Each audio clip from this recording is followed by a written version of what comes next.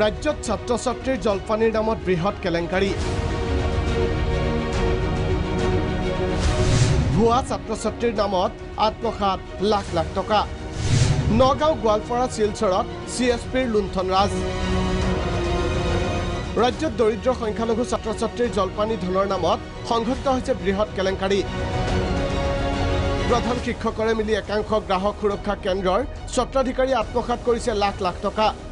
নগাঁৱৰ এজন 2 নং কচুৱা জিলা পৰিষদৰ সদস্য সাইফুল ইছলাম ধন আত্মসাতৰ খলনায়ক এজন ছাত্ৰ ছাত্ৰীৰ নামত ভুৱা একাউণ্ট খুলি খৰকালে লাখ লাখ টকা একেই কেলেংকাৰী হাইলাকান্দি জিলাত 2018 বৰ্ষৰ পৰাই জিলাখনত দৰিদ্ৰ ছাত্ৰ ছাত্ৰী জলপানী ধনৰ নামত সংঘটিত প্ৰায় 20 কোটি টকা একাংশ বিদ্যালয়ৰ প্ৰধান শিক্ষক জড়িত থকাৰ অভিযোগ 100 মান ভুৱা স্কুল আছিল যেটা প্ৰাইভেট স্কুল আৰু ভেঞ্চাৰ স্কুল প্ৰেক্টিকেলত নাই আপুনি এটা স্কুল মই দেখিছোঁ মুৰ্শিদুল আলম একাডেমি যেটো স্কুল আছে এই স্কুলটো 2014 ইংৰাজীত বন্ধ হৈছে আনহাতে গোৱালপাৰা জিলাতো দৰিদ্ৰ ছাত্ৰ ছাত্ৰীৰ জলপানীৰ ধন আত্মসাত কৰা বিদ্যালয়ৰ প্ৰধান শিক্ষক আৰু পৰিচালনা কমিটিৰ মাজত সৃষ্টি হয় সংঘাতৰ বিশেষকৈ নৱগঠিত মধ্য ইংৰাজী বিদ্যালয় নয়নজ্যোতি জাতীয় বিদ্যালয় FR হাইস্কুল আৰু